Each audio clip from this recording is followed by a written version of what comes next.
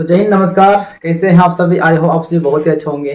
तो लंबे समय के बाद हम आप लोग के लिए वीडियो लेकर आए प्यारे बच्चों। तो एक्चुअली क्या था कि सभी को पता है कि मतलब मोबाइल जब हेरा गया था हम काफ़ी डिमोटिवेट हो गए थे, ठीक है ना, और कुछ करने का मन नहीं कर रहा था। तो चलिए आपको वीडियो हम देंगे, ठीक है ना, कंटिन्यू देंगे, ठीक है। तो आप सभी जो है ना कमेंट कीजिएगा कि वीडियो क्वालिटी कैसा है और जो है ना आपको वीडियो समझ में आता है अपने आता है। तो प्यारे बच्चों बता दूं मैं आपको, यहाँ हमारा चल रहा था क्वेश्चन बैंक 2017 का, जिसमें से आपका पार्ट 1 तो हो गया था, जिसमें से आपका 20 गो ऑब्जेक्टिव हुआ था, है ना। तो मात्र 20 गो ऑब्जेक्टिव 2017 में पूछा गया था मैथ का। अब हम लोग चलेंगे 2 अंक का प्रश्न पे चलेंगे। हमारा क्या होगा, पार्ट 2 क्लास होगा, ठीक है ना। तो ध्यान रखिएगा कि आप यदि आप चाहते हैं कि एग्जाम में बेहतर रिजल्ट हो तो उसके लिए आपको जो है ना क्या करना पड़ेगा, क्वेश्चन बैंक को अच्छी तरह से पढ़ना पड़ेगा, ठीक है। क्योंकि देखिए इसलिए बोल रहे हैं, यदि आप क्वेश्चन बैंक को अच्छी तरह से पढ़ लेते हैं प्यारे बच्चों, तो आपको एक अनुभव हो जाएगा, आपको एक जो है ना यूं कहे एक अंदाजा चल जाएगा किस टाइप का क्वेश्चन पूछा जाता है, और आप खुद आत्मनिर्भर होकर क्वेश्चन को सॉल्व कर पाएंगे। तो चलिए जो भी है आप लोग अपना काम करते रहिए और आपको जो है वीडियो हम कंटिन्यू देते रहेंगे, ठीक है। तो चलिए वीडियो को लाइक शेयर जरूर कर दीजिएगा। क्लास को करते हैं शुरू, चलिए। तो क्वेश्चन नंबर 21 पे हम लोग पहुंच चुके हैं। क्वेश्चन नंबर 20 तक हमारा ऑब्जेक्टिव था, जो कि ऑलरेडी आपका वीडियो अपलोड हो चुका है। आई बटन में आपको लिंक मिल जाएगा, अथवा जो है ना वीडियो के नीचे आपको डिस्क्रिप्शन में आपको लिंक मिल जाएगा, ठीक है। तो सवाल है क्या, 3/1/3/8 का दशमलव प्रसार ज्ञात कीजिए। दशमलव प्रसार निकालना है। तो प्यारे बच्चों क्या करना है, सबसे पहले जांच कर लेना है कि यह शांत संख्या है या फिर नहीं है। शांत रहेगा तब आगे इसका प्रक्रिया करेंगे, ठीक है। चलिए, तो 3/3/8 है, ठीक है। इसको क्या करो, यहाँ जो है ना ये,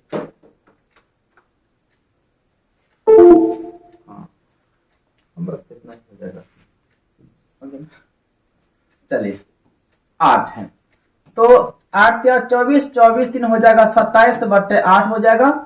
तो यह शांत है कि नहीं है, इसको जांच करने के लिए हम लोग क्या करते हैं, हर का करते हैं आवाज गुणनखंडन करते हैं, ठीक है। 8 है तो 8 को तोड़ेंगे, 2 दूनी 4, 4 दूनी 8। तो यदि हर में केवल 2 आए तो फिर भी वो शांत होगा, केवल 5 आए फिर भी शांत होगा, 2 और 5 दोनों आए फिर भी शांत होगा। तो फिलहाल में अभी हमारा हर में क्या है, केवल 2 है। तो लिख सकते हैं जो कि हर के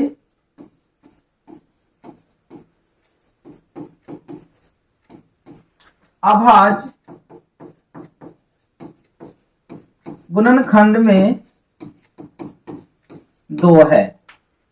तो इसलिए जो हमारा हो गया 3/3/8 का दशमलव प्रसार जो होगा, दशमलव प्रसार शांत है। क्या हो जाएगा, शांत हो जाएगा। जब शांत हो जाएगा तो आगे क्या करना है, आगे प्रक्रिया करना है। लिखेंगे अब क्या करेंगे, जब शांत मिल जाएगा ना तो आगे क्या करेंगे, भागा लगाएंगे। यदि शांत नहीं मिलेगा तो भागा नहीं लगाना है, ठीक है। तो फिलहाल में अभी क्या है, शांत आ गया ना तो भागा लगाना है। किससे, तो 8 से भागा लगा देना है 27 में। चलिए ये हमारा क्या हो जाएगा, दशमलव प्रसार निकल जाएगा, ठीक है। तो 8 तिया हो जाएगा 24, खत्म। 3 पॉइंट मार देंगे 0, 8 तिया 24, 8 चौक 32, 3 बार में ही खा जाएगा। 8 तिया 24, 6 यहाँ खत्म, पॉइंट मार चुके 0। 8 7 56, 4 खत्म 0, और 8 पंचे हो जाएगा 40। तो इस तरह से दशमलव प्रसार क्या हो जाएगा, यानी कि 27/8 बराबर हो जाएगा प्यारे बच्चों 3.375। हमारा क्या हो गया, आंसर हो गया। तो क्या करना है, एकदम आराम से आपको हम बता रहे हैं। तो करना क्या है मेरे बच्चों, पहले जांच कर लेना है कि यह शांत है कि नहीं है। शांत रहेगा तब आगे भगा लगाना है। यदि शांत नहीं रहेगा तो यहाँ पे बोल देंगे क्या, यह शांत नहीं है। शांत रहेगा तब आगे चलना है, ठीक है। चलिए क्वेश्चन आते हैं 22, और 22 देखिए प्यारा सा सवाल है कि यदि एक वृत्त का क्षेत्रफल और परिधि का मान समान है कोई वृत्त है, वृत्त का क्षेत्रफल और परिधि बिल्कुल समान है, तो वृत्त की त्रिज्या ज्ञात कीजिए। क्या वृत्त का क्षेत्रफल और वृत्त की परिधि, आपको हम यहाँ पे समझा देते हैं एक चीज कि वृत्त का क्षेत्रफल क्या होता है। वृत्त का क्षेत्रफल ऐसे आप लोग को तो याद होगा ही, फिर भी आपको हम लिख देते हैं, ठीक है ना। वृत्त का क्षेत्रफल होता है पाई आर स्क्वायर। उसके बाद वृत्त की परिधि, वृत्त की परिधि होती है 2 पाई आर। यह क्या हो गया, वृत्त का एक क्षेत्रफल हो गया और वृत्त की परिधि हो गई। अब सवाल में आते हैं, सवाल में क्या है कि वृत्त का क्षेत्रफल और वृत्त का क्या परिधि, यानी कि वृत्त का क्षेत्रफल और परिधि का मान क्या है, समान है। तो यहां से डायरेक्ट हम लोग क्या करेंगे, प्रश्न से लिख देंगे, ठीक है ना। प्रश्न से लिख देंगे। प्रश्न से क्या कहा गया है कि वृत्त का क्षेत्रफल, वृत्त का क्षेत्रफल बराबर वृत्त की परिधि, वृत्त की परिधि, है ना। प्रश्न से क्या कहा गया है कि वृत्त का क्षेत्रफल और वृत्त की परिधि आपस में समान है। समान का मतलब बराबर, दोनों को बराबर कर दिया हम, तो वृत्त का क्षेत्रफल होता है पाई आर स्क्वायर एंड वृत्त की परिधि, देखिए आपको यहाँ पे हम लिख दिए हैं क्षेत्रफल और परिधि, ठीक है, ताकि आप लोगों को दिक्कत ना हो। तो परिधि होती है 2 पाई आर। ध्यान दीजिएगा, ये हमारा पाई और पाई खत्म हो गया, यहाँ पे हमारा आर स्क्वायर है, यहाँ से एगो आर, एगो आर खत्म हो गया, तो आर बराबर कितना आ गया 2। तो वृत्त का जो त्रिज्या आ गया वह कितना आ गया 2, और वृत्त की त्रिज्या ही तो पूछ रहा था, तो हमारा आ गया वृत्त की त्रिज्या 2 इकाई, ठीक है। चलिए आगे बढ़ते हैं। क्वेश्चन हमारा है तो ऐसा है कि साइन 60, तो चलिए sine 60 degree into cos 30 degree minus cos 60 degree और साइन 30 डिग्री, यह दिया गया है, इसका मान निकालना है। तो प्यारे बच्चों, इसको निकालने के लिए ना क्या करना पड़ेगा, आपको मान सारणी याद रखना पड़ेगा, ठीक है ना। और ऐसे भी देखिए ना, मान सारणी याद रखिएगा तो आपको दो फायदा होगा। एक तो आपको ऑब्जेक्टिव प्रश्न पूछेगा और दूसरा क्या होगा, आपको मतलब यह लॉन्ग सॉल्व बनाने में हेल्प करेगा, ठीक है ना। इसलिए आप मान सारणी को अच्छी तरह से देख लीजिएगा। ऐसे भी ना, यदि आप चाहते हैं कि मैथ में अच्छा खासा नंबर आए तो आप त्रिकोणमिति को बेहतर तरीके से 2 बार 3 बार पढ़ लीजिए, रिवाइज कर लीजिए। साइन 60 का मान होता है √3/2 इंटू कोस 30 का मान होता है, कोस 30 जो होता है ना, ये साइन 60 के बराबर होता है, यानी कि √3/2 ही होता है। और कोस 60, देखिए कोस 60 जो है ना वह साइन 30 के बराबर होता है, ठीक उल्टा होता है, कोस का उल्टा साइन, साइन का उल्टा कोस होता है, ठीक है। तो कोस 60 का मान होता है 1/2 इंटू साइन 30 का मान होता है 1/2। देखिए √3 गुना √3, एक 3 हो जाएगा, और नीचे देखिए 2 गुना 2, 2 2 जा 4 माइनस 1 गुना 1 तो 1 ही रहेगा, और 2 गुना 2, 2 दूनी 4। चलिए लघुत्तम आ जाएगा 4, यहाँ पे हो जाएगा 3 माइनस 1, नीचे तो 4 है, 3 में गया 1 तो हो जाएगा 2, तो 2 1 2, 2 दूनी 4, आपका आ गया 1/2। अरे बस समझ में, तो आप लोग कमेंट बॉक्स में जरूर बताइएगा, ठीक है ना। एक आपको दे रहे हैं हम होमवर्क में, ठीक है ना, देखते हैं आप लोग को मान याद है या फिर नहीं है। यदि याद होगा तो आप लोग कमेंट जरूर कीजिएगा, यदि आपको याद नहीं होगा तो आप कमेंट नहीं कर पाइएगा, ठीक है ना। तो चलिए एक आपको देते हैं होमवर्क, आपको बताना है कोसेक 90 का मान क्या होता है। बस आपको एक ही क्वेश्चन दिए होमवर्क में, वह हमारा क्या, कोसेक 90 का मान क्या होता है। तो इसका आंसर जो है ना आप लोग कमेंट बॉक्स में कर दीजिएगा, अगले क्लास में आएंगे तो आपका जो है ना नाम लेंगे हम। क्वेश्चन आ जाइए 25 में है द्विघात बहुपद ज्ञात कीजिए जिनके शून्यंकों का योग 4 है तथा गुणनफल उसका 3 है। चलिए मान लेते हैं शून्यक, माना कि द्विघात बहुपद का शून्यक, एक मान लेते हैं अल्फा तथा दूसरा मान लेते हैं बीटा। क्या है, एक अल्फा है एंड एक बीटा है, ठीक है। तो शून्यंकों का योगफल 4 है, इसका मतलब हुआ कि शून्यक हमारा अल्फा बीटा है, तो इसका मतलब हो गया कि अल्फा प्लस बीटा हमारा 4 हो गया, ठीक है। और शून्यंकों का गुणनफल 3 है, इसका मतलब हो गया अल्फा इंटू बीटा, कितना हो गया 3 हो गया। निकालना द्विघात बहुपद, तो लिखेंगे द्विघात बहुपद।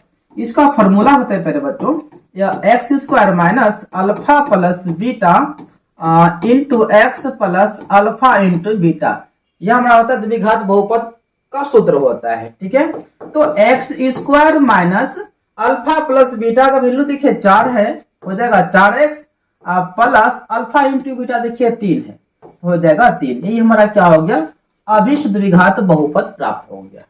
आ रहा है आप लोगों को समझ में? चलिए आगे बढ़ते हैं। तो आप लोग स्क्रीनशॉट भी ले सकते हैं, ठीक है, ले लिए ना। क्वेश्चन नंबर आइए 25।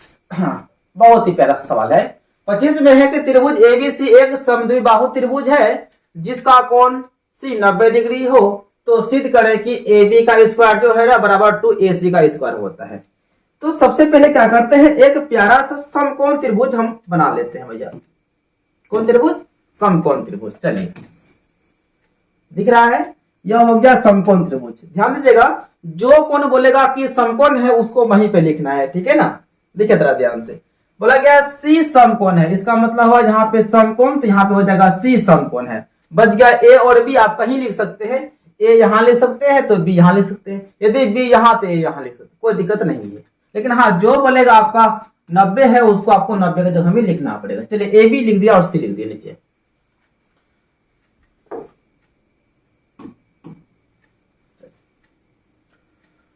हाँ, तो सिद्ध करना है ना। माना कि त्रिभुज ABC एक समकोण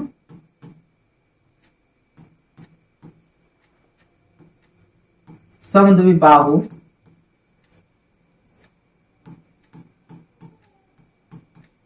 त्रिभुज है, ठीक है, जिसका कोण, चलिए इसे लिखते हैं, जिसका कोण C बराबर 90 डिग्री है। देखिए क्या लिखे हैं, माना कि ABC जो है ना, ABC एक समकोण समद्विबाहु त्रिभुज। समकोण समद्विबाहु का मतलब होता है कि एक कोण 90 है और दो भुजा बराबर है। समकोण समद्विबाहु, ये दोनों भुजा हमारा होगा बराबर। ये भुजा बराबर नहीं होगा, पता है क्यों? क्योंकि 90 के सामने वाला भुजा कर्ण होता है और कर्ण जो है ना सबसे बड़ी भुजा होती है, इसलिए ये भुजा दोनों को बराबर नहीं हो सकता है, ये दोनों लेकिन बराबर होगा, ठीक है ना, वो सबसे बड़ी भुजा होती है।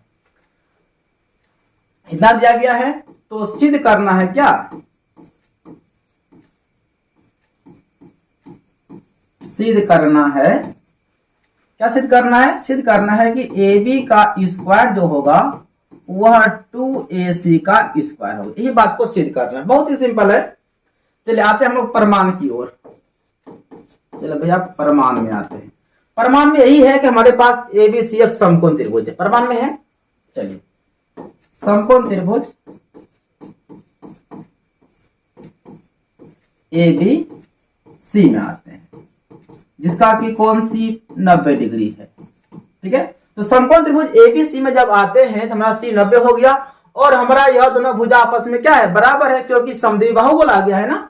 तो हम बोल सकते हैं कि AC जो है वो हमारा BC के बराबर है। यह बात ना प्रश्न से ही दिया गया था, प्रश्न से है, या आप सब बोल सकते हैं दिया गया भी है, ऐसे भी आप बोल सकते हैं, कोई दिक्कत नहीं। ऐसा करते हैं, इसको ना हम इक्वेशन फर्स्ट बोल देते हैं, ठीक है।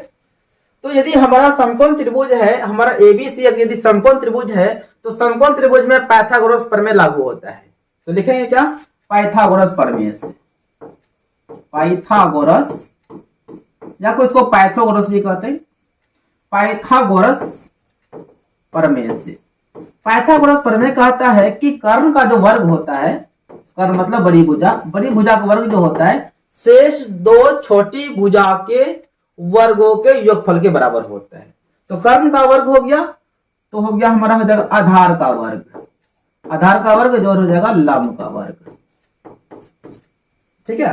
अब थोड़ा ध्यान दीजिएगा, एकदम सिंपल है, ज्यादा कुछ इसमें और नहीं। कर्ण, तो इसके सामने वाला कर्ण हमारा AB हो जाएगा, तो हो जाएगा AB का स्क्वायर, आधार तो नीचे वाला हो जाएगा BC का स्क्वायर, प्लस लंब तो ऊपर वाला हो जाएगा AC का हो जाएगा स्क्वायर। चलिए AB का स्क्वायर बराबर, फिर बच्चों ध्यान दीजिएगा एक चीज, यदि आपको कोई भी क्वेश्चन यदि सिद्ध करने वाला आ जाए तो आपको बार बार देखना पड़ेगा इस चीज को कि सिद्ध हमें क्या करना है ना। तो अंदाजे मरेगा तब गलत हो जाएगा, ठीक है ना, क्योंकि सिद्ध करने वाला है ना, थोड़ा क्या करना पड़ेगा, उसको देखना पड़ेगा कि हमें सिद्ध क्या करना है। तो थोड़ा देख लेते हैं हम लोग, यहाँ तक तो लिखे दिए ना, देख लेते हैं कि सिद्ध क्या करना है। सिद्ध करना है AB का स्क्वायर, तो AB का स्क्वायर ठीक ठाक है। सिद्ध करना है 2AC का स्क्वायर, 2AC, यहाँ तो हमारा AB तो है नहीं, यहाँ पे AC रखेंगे, AB को हटा देंगे। तो ध्यान दीजिएगा BC है ना, BC, ये जो BC है प्यारे बच्चों, ये BC जो है, ये देखिए BC के बदले में क्या लिखेंगे, हम AC लिखेंगे, क्योंकि दोनों आपस में बराबर है, तो BC की जगह हम AC लिख सकते हैं। इधर हम प्लस में क्या है, AC का स्क्वायर। आखिर यह चीज आया कहां से, तो लिख देंगे प्रश्न से, अथवा बोल देंगे फ्रॉम फर्स्ट। चलिए आप लिख देंगे क्या, फ्रॉम फर्स्ट, यानी कि समीकरण 1 से आया है यह।